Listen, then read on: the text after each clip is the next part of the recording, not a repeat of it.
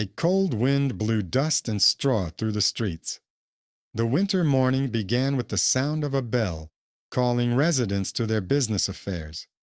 Stalls were already lined up along the main road, smelling of freshly baked bread and roasted meat.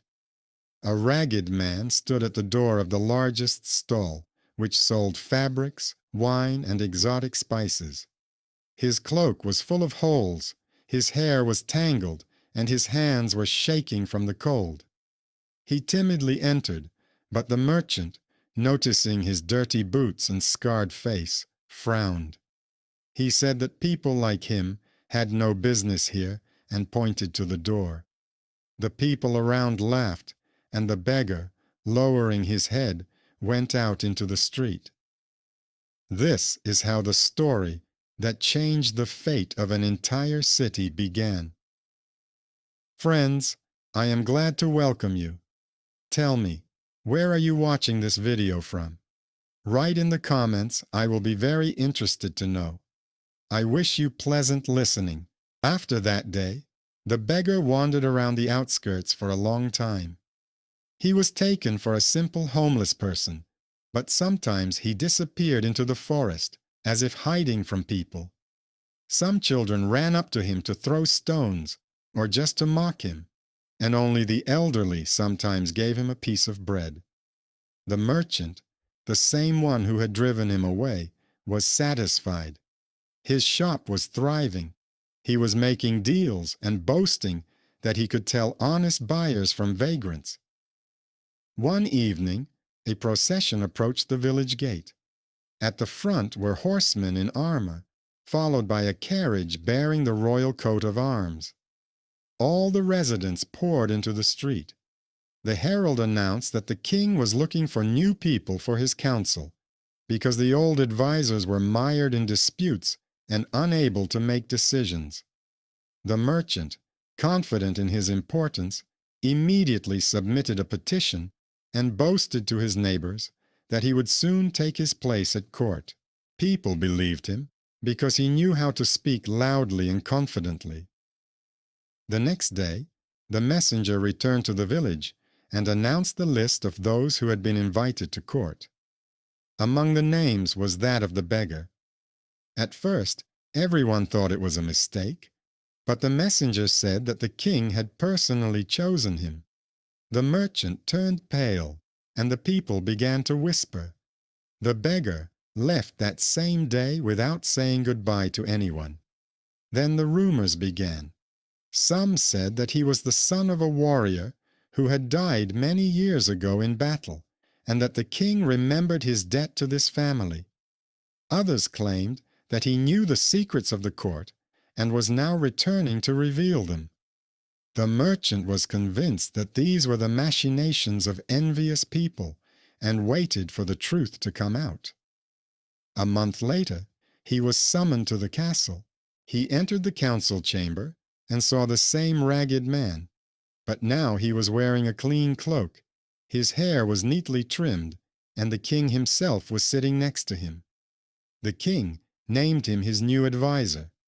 The merchant felt the ground slip away from under his feet. But the story was just beginning. After the first council meeting, rumors about the new adviser spread throughout the district. People wondered how it could be that yesterday's ragged beggar was suddenly standing next to the king. The merchant returned home sullen and angry. He could not accept that the man he had kicked out of his shop had now risen so high. At the market, the merchant began to complain to his partners.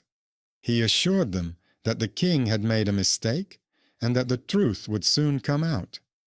But the more he talked, the more people turned away from him. It was more profitable for them to be friends with a man who had become close to the king than with a merchant, even a rich one. For the first time, the merchant felt his influence waning. And in the castle, the beggar, now called Arnulf the adviser, proved himself to be a sensible man. He did not interrupt the old nobles, but every word he spoke was precise. He reminded the king of forgotten promises and offered simple and understandable solutions. When a dispute arose over taxes for poor lands, Arnulf proposed reducing the levies and compensating for them with duties on rich merchants who brought goods from across the sea. The king approved. The old nobles frowned, but the people in the villages breathed a sigh of relief. The merchant felt threatened again. His income depended directly on trade, and the new duties hit his wallet hard. He decided to find the advisor's weak spot. To do this, he began to question old men and strangers. Gradually, a story took shape. They said that Arnulf was the son of a simple squire who died saving the king many years ago. At that time, the boy was hidden in a monastery, but he ran away. Everyone thought he was lost, but it turned out that he had survived and lived as a beggar for many years. The merchant seized on this.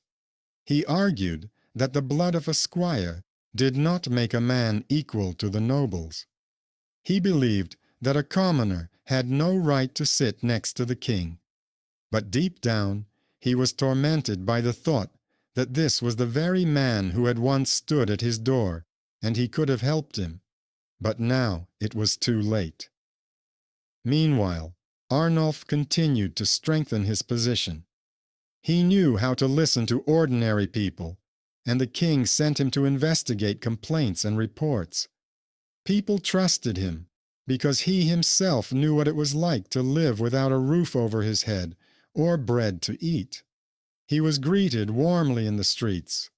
Once, a shipment of rare wine was brought to the city for the king. No one suspected that the wine was poisoned. The servant carrying the jug slipped, and drops fell on a tree. The leaves turned black that same day. Arnulf noticed this and immediately ordered everything to be poured out.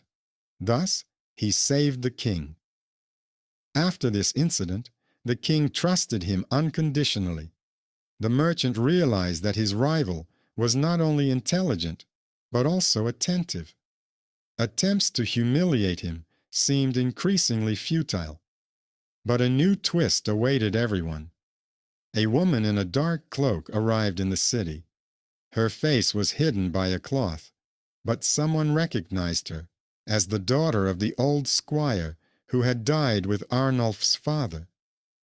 She was looking for her brother, whom she had lost many years ago. The merchant was the first to hear about this.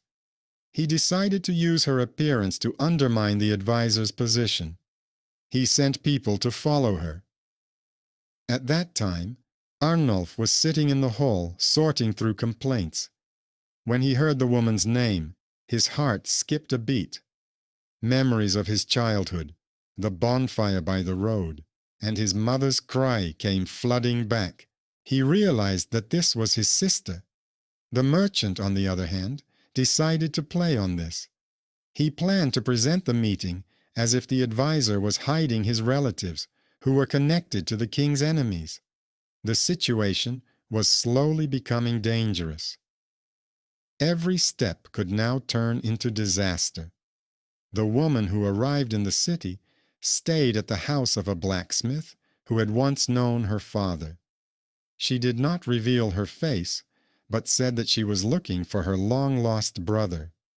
People listened to her with interest, because any secret quickly became the talk of the town. The merchant ordered his men to follow her. He hoped to find evidence that would discredit Arnulf's adviser. A plan was already forming in his mind: to prove that the adviser's sister was connected to the enemies and accuse Arnulf of treason. Meanwhile, Arnulf learned of the woman's arrival from a guard who had seen her at the smithy. He hesitated for a long time. Deep down, he was afraid that the past would destroy his present. But at night, he still went to the smithy. When he saw her eyes, he had no doubts. It was his sister. She immediately recognized him by the scar on his cheek, which he had received as a child. They embraced, and the silence of the street witnessed their meeting. The woman, said that she had lived in different lands all these years, hiding from wars and famine. She said that she had always believed that her brother was alive. Arnulf felt the past he had tried to forget returning. A merchant, who had been watching them from afar through his servants, immediately decided to take advantage of this scene. He ordered a denunciation to be prepared. In it, he claimed that the advisor's sister had lived among enemies for many years and could now bring dangerous news. A few days later, the denunciation landed on the table of the old nobles. They seized upon it, as they did not want to see a commoner near the king. They began to whisper to the king that Arnulf was hiding secrets. But the king remembered how the adviser had saved him from poisoned wine and was in no hurry to jump to conclusions. To verify the accusations, the king summoned Arnulf and ordered his sister to be brought before him. Everyone gathered in the hall: nobles, merchants, guards, and ordinary townspeople who were allowed in for the spectacle. The merchant expected the adviser to be disgraced, but when the woman told her story, it turned out that she had not been living with enemies, but with the family of a knight who had served the king himself for many years. She showed a sign, a ring given to her by that knight, and everyone recognized the coat of arms. The nobles fell silent, and the merchant turned pale. Instead of an accusation, the story turned into a confession. Arnulf's family had always been loyal to the king. The king stood up and said that his father's debt to this family was great. He recognized Arnulf's sister and allowed her to remain at court. The people murmured. They saw justice. The merchant was defeated, but he did not abandon his plans. His shop was still profitable, and he was sure that gold could solve many problems. He began to seek allies among the nobles who hated the new adviser. Meanwhile, Arnulf continued to prove his worth. He offered the king ideas on how to strengthen the army without imposing new taxes. He knew how to listen to ordinary craftsmen, and even the guards said he was an honest man. The people saw him as one of their own, and this aroused the envy of the nobility. A few weeks later, a caravan wagon with fabrics arrived in the city. It was brought by a merchant, but it turned out that letters from a neighboring duchy were hidden in the bales. These letters were dangerous. They mentioned a secret deal. When the guards stopped the wagon, the merchant claimed he knew nothing, but among the letters they found papers bearing his seal. The king was furious. The merchant was summoned for questioning. He swore that he had been framed, but the evidence was clear. Then he realized that the only way to save himself was to strike at Arnulf again. He said that it was the adviser who had arranged everything to get rid of him. The nobles began to murmur, and the argument began again. The situation turned into a real domestic thriller. No one knew who was telling the truth and who was lying. Even the king was confused. Arnulf remained silent. He realized that words would prove nothing. He needed to take action that would demonstrate his honesty. There was a tense silence in the interrogation room. The merchant insisted that Arnulf had arranged for the letters to be found in order to get him out of the way. The nobles waited for an answer, hoping to catch Arnulf in a lie. The king looked at him intently, as if trying to understand whether he was telling the truth without words. Arnulf did not try to justify himself. He only asked the king to allow an investigation.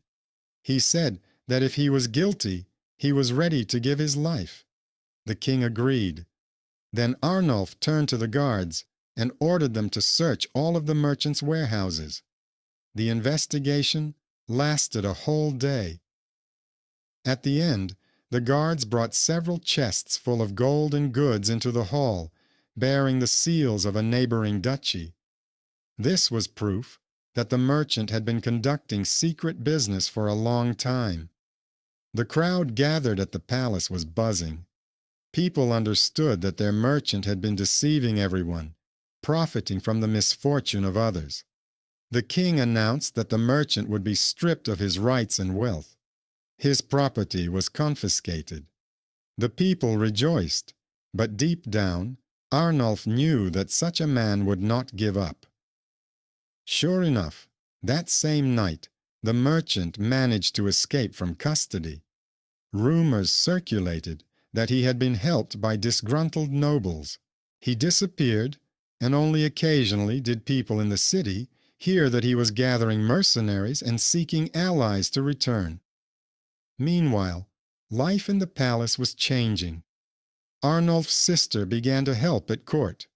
She cared for the poor, distributed bread from the royal reserves, and quickly gained respect. People began to see Arnulf's family as an example of honesty and devotion. But the old nobles did not give up. They considered it shameful that a commoner sat on the council.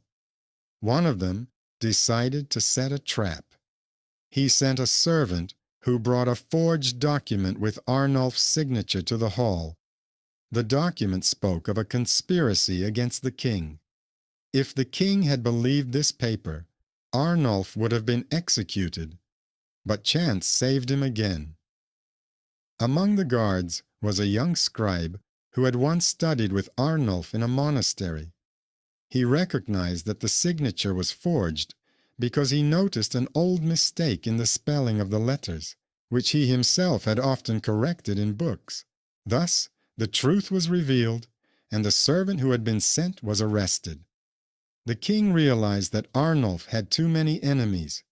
He told him to be careful and ordered that he be given personal protection.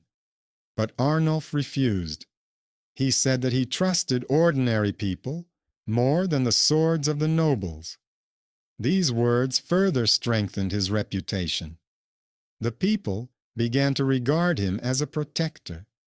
He was an underrated hero to them, who had managed to rise from the bottom. However, the merchant, hiding in the woods, continued to weave his web. He found a group of mercenaries and promised them gold. His plan was simple: attack the castle and destroy the advisor before he became too powerful. One night, the guards noticed movement near the walls. Several people were trying to cross the moat. They were captured and, under torture, confessed that they were acting on the merchant's orders. The king was enraged and announced that a reward had been offered for the merchant's head, but Arnulf asked that no blood be shed. He suggested another way: to capture him alive and bring him to trial so that all the people could see the truth. The king agreed, and the hunt for the fugitive began. At this time, rumors were spreading in the city. Some said that the merchant had formed an alliance with enemies and would return with an army. Others said that he was hiding among the poor and preparing an assassination attempt. People lived in fear, and each new day seemed like a step toward disaster. Arnulf understood that the main test was still ahead. The search for the fugitive merchant lasted for weeks. Guards combed the forests, checked the roads, and questioned the peasants. But it seemed as if the earth had swallowed him up. People began to fear that he could return with enemies any day and carry out a massacre. One day, a stranger arrived at the castle. He was dressed simply in a traveler's cloak and looked tired after a long journey. He was allowed to see the king because he claimed to have important news. In the hall, he said he knew where the merchant was hiding. No one believed him at first, but he produced a sign, a gold ring with the coat of arms of a foreign family. He explained that he had previously served in the duke's army, where the merchant had sought support. The king frowned, but Arnulf listened attentively. The stranger said that the merchant had formed a secret alliance, but the Duke himself had betrayed him, taking some of the gold and driving him away. Now the merchant was hiding in an abandoned tower by the river with a handful of mercenaries, hungry and embittered. The king ordered the stranger's words to be verified. Several guards went to the tower and returned with confirmation. Everything was true. Then it became clear that the stranger had saved them from great trouble. The king asked who he was. The man replied that he did not expect a reward, but only wanted honest service. He was the unexpected benefactor. His help made it possible to catch the merchant when he least expected an attack. At dawn, a detachment of soldiers led by Arnulf surrounded the tower. The merchant tried to resist, shouting that he had been betrayed, but the forces were unequal. He was taken alive, as Arnulf had wanted. On the same day, he was brought to the square. The people gathered to hear what the king would say. The merchant stood in chains, and the crowd shouted curses at him.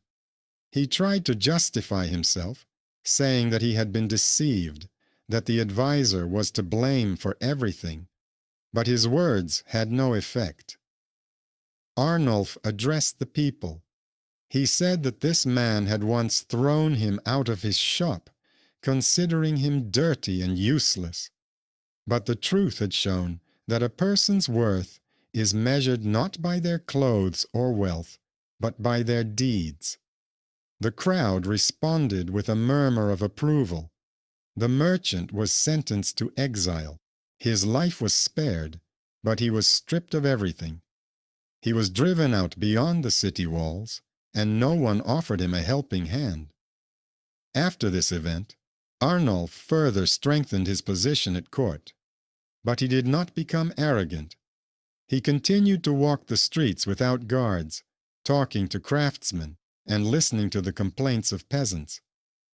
Arnulf's sister noticed that her brother had become quieter. He often thought about the past. She understood that it was not fear that tormented him, but the memory of the day when he first found himself on the street and no one took pity on him. Meanwhile, the stranger who had betrayed the merchant's secret hideout also remained at court. He turned out to be a man with an unusual past. He could read, write, and knew the laws of neighboring lands. Arnulf offered to take him on as a scribe. The king agreed, and it soon became clear that this was a wise decision. Because new trouble was looming ahead, rumors began to spread in the city about a conspiracy against the king. People said that some nobles were meeting in secret and discussing how to get rid of Arnulf because he was breaking with the old order. The rumors seemed plausible because taxes were being distributed differently, and the rich were losing what they were used to. One night, someone set fire to a barn with grain that belonged to the king. The fire was big, and many thought it was an accident. But Arnulf found evidence that it was done on purpose. The king was furious. He ordered the culprits to be found, and that's when the real thriller began. After the fire, the king ordered the castle's guard to be doubled, but the anxiety only grew. The grain barn was not just property, it was the winter supply for the entire district. People feared famine, and discontent could turn into rebellion. Arnulf began his own investigation. He did not trust mere accusations. He went to the craftsmen and guards who lived closest to the barn. An old blacksmith told him that he had seen a shadow in a rich cloak at night, and from the gate it was not a peasant. A young laundress remembered hearing someone talk about a torch and orders from above. The information came together to form a picture. People from the nobility were behind the arson, but it was difficult to prove. The nobles knew how to cover their tracks. Then Arnulf did something no one expected. He turned to the scribe's apprentices, the youngest and most inconspicuous servants at court. He told them to look for errors in the delivery records, because the arson was only necessary for those who wanted to hide the shortage. The apprentices, who were usually overlooked, worked through the night. They found that one of the nobles was writing off grain to non-existent villages. This was the first real evidence. When Arnulf brought it to the king, many in the council were shocked. No one believed that simple students could uncover a deception that noble judges had failed to detect. This was a manifestation of hidden talent against status.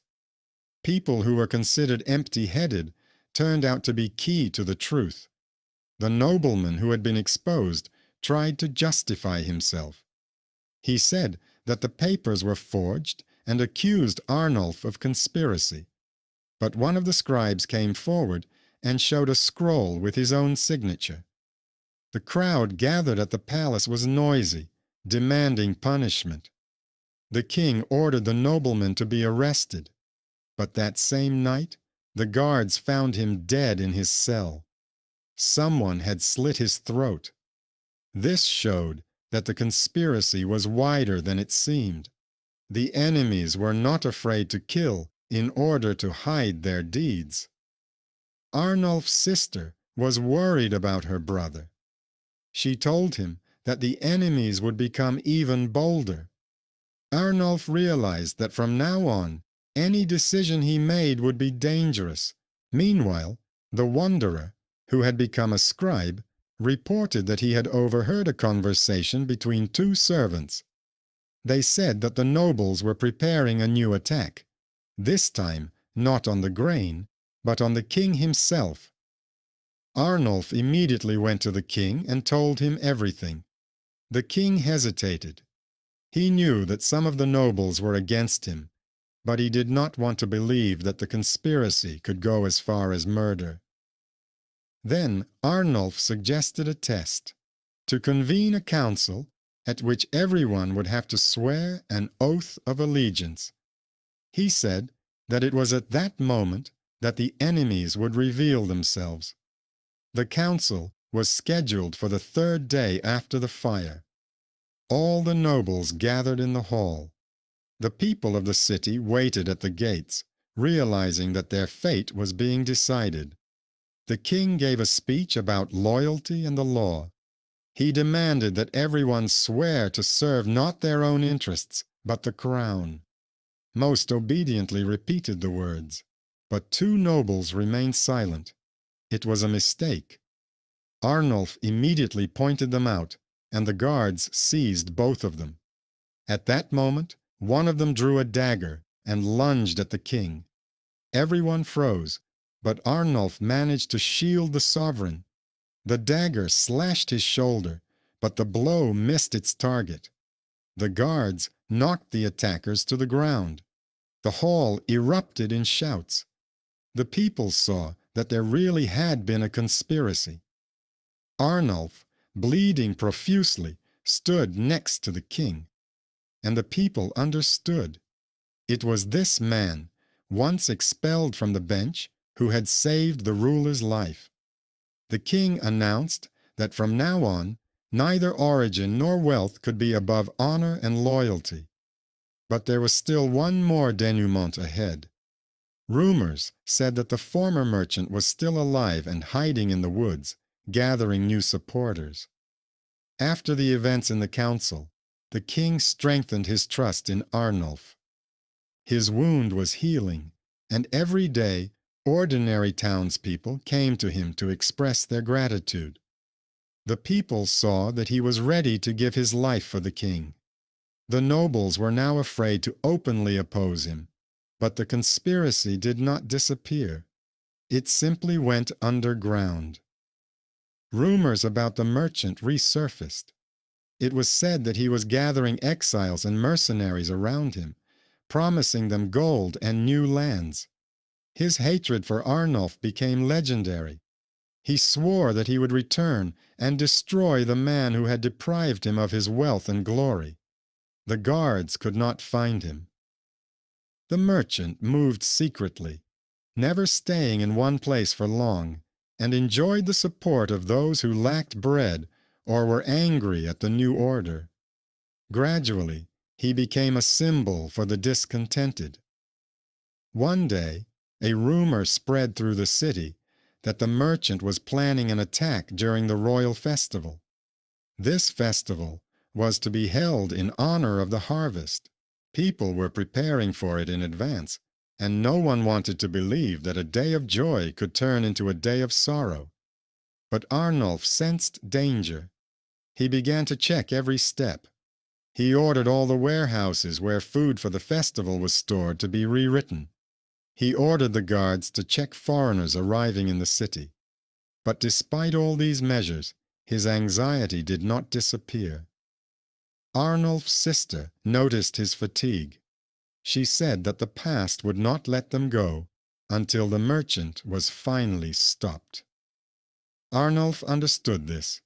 He knew that a decisive battle lay ahead, and that its outcome would determine not only his fate, but the fate of the entire city. On the eve of the holiday, a council gathered at the castle. The king asked Arnulf whether the celebration should be cancelled, but Arnulf said that this would be a sign of fear, and the people should not see weakness. He suggested strengthening security and being prepared for any threat. The celebration began early in the morning. The square was filled with people. Musicians played. Merchants handed out treats. The king came out to the people with his advisers, and the crowd greeted him with cheers. Arnulf walked alongside, looking closely at their faces. That was when he noticed something strange. Among the revelers were people wearing identical cloaks. Their hands were hidden, their gazes intense. Arnulf realized that they were mercenaries. He signaled to the guards, and they moved toward them. But at that moment, a cry rang out across the square. An arrow flew from the roof of a house and struck a guard's shield. People panicked and scattered. Chaos ensued. The mercenaries drew their swords, and it became clear that this was a premeditated attack. The crowd rushed about. Women screamed. Children fell to the ground. The king tried to maintain order, but the enemies advanced. Arnulf drew his sword and stood in front of the king. His guards kept their formation, but there were more enemies than it seemed. And then something unexpected happened. Those whom no one expected came to the rescue. Craftsmen, scribes, and simple peasants who had come to the festival. They grabbed sticks and stones and began to defend their own. The people sided with Arnulf because he had always been there for them. The battle in the square was fierce.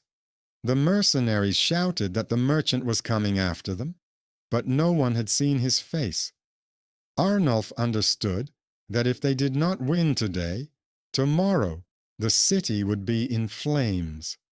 When the battle subsided, the square was littered with bodies. Several mercenaries were captured.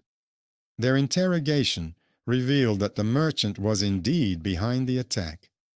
He was going to appear in the city himself, but at the last moment decided to remain in hiding. The king announced that now the goal was clear. The merchant must be found and stopped once and for all. Arnulf looked at the crowd. The people were wounded and frightened, but their eyes shone with determination. He realized that the underestimated people had become a real force. But the last and most dangerous step lay ahead. After the attack on the festival, the city lived in fear. The guards increased their patrols. The gates were closed earlier than usual, and checkpoints appeared on the roads. But the people understood that the threat had not disappeared. The merchant was alive, and his hatred was becoming increasingly dangerous. During interrogation, one of the captured mercenaries confessed that the merchant was hiding in the old catacombs outside the city. These catacombs had been used during the war, and few people knew about them. It was possible to hide there for weeks. The king wanted to send a large detachment, but Arnulf objected. He said that the merchant was waiting for just that and had prepared a trap. He suggested going with a small group to take the enemy by surprise. The king agreed, even though he understood the risk. That same night, Arnulf set off with a few warriors and his loyal wandering scribe. They made their way along overgrown paths until they reached the entrance to the catacombs. Inside, it smelled of dampness and mold, and the walls were covered with moss. Every echo of their footsteps sounded like the tolling of a bell. Arnulf walked ahead, holding a torch. He knew that his fate would be decided here. For him, it was not only a matter of the king, but also a personal vendetta. He had once been expelled from the merchant's shop, and now the two had come to their final meeting. Deep inside the catacombs, the merchant's men were waiting for them. Torches flared in the darkness, and his voice was heard. He said that the day of reckoning had finally come. He accused Arnulf of stealing his life, wealth, and honor. The fight broke out instantly. The warriors fought in the narrow passages, the blows of their swords resounding like thunder. Arnulf broke through and finally saw the merchant. He was wearing armor, although it did not fit him well. His eyes burned with hatred. They came face to face. The merchant shouted that he could once have decided his fate with a single word, and that now he would regain his power. Arnulf did not answer. He understood that arguing was pointless. Only actions mattered. Their fight was long and hard. The merchant fought fiercely, but without skill. His blows were crude, based solely on strength. Arnulf, on the other hand, moved more precisely and calmly. He used the experience he had gained while living among ordinary people and learning to survive without weapons. Finally, one blow knocked the sword out of the merchant's hand. He fell to his knees trying to grab his dagger. Arnulf put his foot on the merchant's hand and stopped him. The soldiers froze, expecting him to kill the enemy. But Arnulf looked up and said that death would be an easy way out for him. He ordered the merchant to be tied up and brought out to the people. When their squad returned to the city, people gathered in the square. The merchant was brought in chains. The crowd demanded execution, shouting that blood and betrayal must be paid for with blood. But Arnulf stepped forward and said that a true trial must be held before everyone's eyes. The merchant was given the floor. He tried to justify himself, saying that he had lost everything because of envy, that the adviser had stolen his life. But the people did not believe him. They remembered his greed, his betrayal, and his attempt to ruin the celebration. The king announced that for all his crimes he would be sentenced to eternal exile with no right of return. He was taken away beyond the city walls, and no one heard of him again. The crowd rejoiced. For the people, it was a sign that justice existed. But Arnulf knew that victory had come at a high price. The city was ravaged, the grain was burned, and a harsh winter lay ahead. He had to think again, not about glory, but about how to save his people. Winter came early. The first snow fell at the end of autumn, and the city was not ready for the cold. The barn, destroyed by fire, left the inhabitants without their usual grain reserves.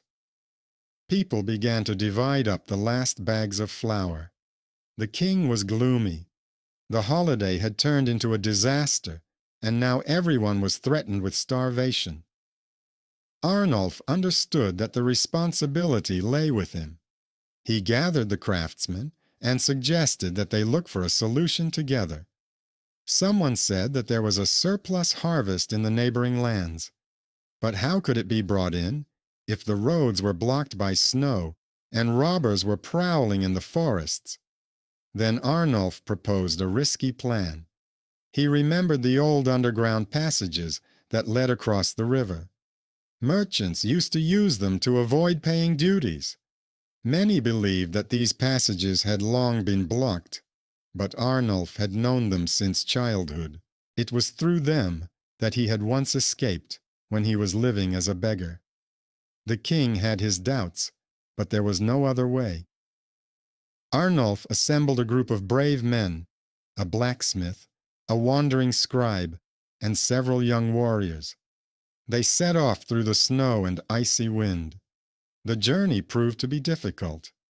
There was barely enough air in the narrow tunnels, the walls were crumbling, and every step threatened collapse.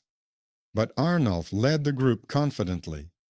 He remembered every fork in the road. The warriors wondered, where did the adviser get such knowledge? But he only replied that the past never goes away. When they came out into the neighboring valley, it turned out that there really were grain reserves there. But the owner of these lands was a duke known for his greed. He said he would sell the bread only for gold, which the city had almost none left. Arnulf suggested another way. He said he was willing to exchange not gold, but the skills of the city's people. Blacksmiths could forge weapons, craftsmen could build bridges, and scribes could keep accounts. The Duke laughed, but then thought about it. He realized that it was profitable. In the end, the deal was made. Thus, hidden talent versus status manifested itself once again. Where wealth failed, the skills of ordinary people saved the day. The detachment returned with sacks of grain. The city welcomed them as heroes. People said that it was only thanks to Arnulf and his courage that they would survive the winter. But the trials did not end there. Among the letters that the squad brought back, there was one strange one. It was sealed with the seal of an old family. When Arnulf opened it, his heart skipped a beat. The letter said that his mother and sisters had once been connected to this family, and that he himself had a right to an inheritance that no one knew about. His sister read the letter and began to cry. She remembered how their mother always wore a medallion with this coat of arms on her chest, but never explained what it meant. This was the final hidden twist. Arnulf was related by blood to one of the noble houses, although he himself had no idea. He told the king about it. The king was silent for a long time, then said that kinship did not change who Arnulf had become. The main thing was his deeds, not his blood. But for the nobles it was a blow. Now Arnulf had the legal right to sit on the council, not only as an adviser, but also as the heir to an ancient family. Winter continued, but the people lived with hope. They knew that they would survive it together. And ahead lay the final step, an open court where all the events of the year were to be summed up. Spring came with difficulty, but with it life returned to the city. The snow melted, the fields slowly turned green, and the people prepared for sowing again. It seemed that the trials were behind them, but there was one more event ahead, an open court, where all the troubles of the past year would be summed up. The entire city gathered in the square. The king ordered a high platform to be erected so that the people could see everything with their own eyes. Here, the verdict was to be announced for those who had participated in the conspiracy, who had burned the barn and prepared the assassination attempt. Among the accused were several nobles who had hidden their guilt until the very end. The king began his speech. He said that he would no longer allow wealth and nobility to serve as a shield for criminals. He recalled how Arnulf had saved him from the dagger and from starvation, adding that it was the common people who had proven themselves to be the backbone of the kingdom. The crowd greeted his words with cheers. Then Arnulf was given the floor. He said that he had once been expelled from a merchant's shop because he looked poor and unwanted. But this had taught him to value truth and loyalty rather than wealth. He said that honor is measured not by gold, but by deeds. The people listened in silence, but their eyes shone with pride. The trial ended with a harsh sentence. The nobles who were found guilty were stripped of their titles and lands. Their families now had to live like ordinary townspeople. The crowd did not thirst for blood. The people wanted to see justice done. After the trial, the king officially announced that Arnulf was entitled to the ancient title, confirmed by a letter of kinship. But Arnulf refused.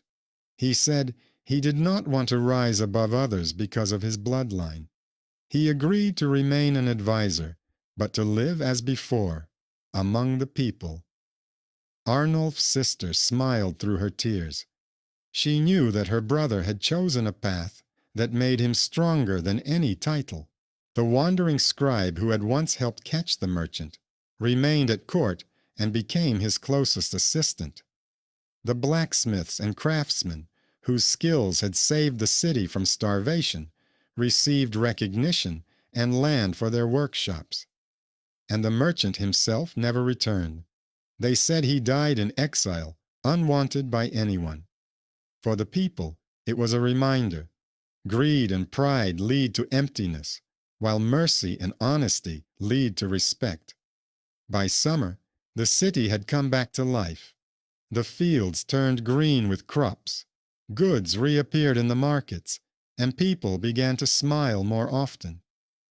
Arnulf stood in the square and watched the children running between the stalls.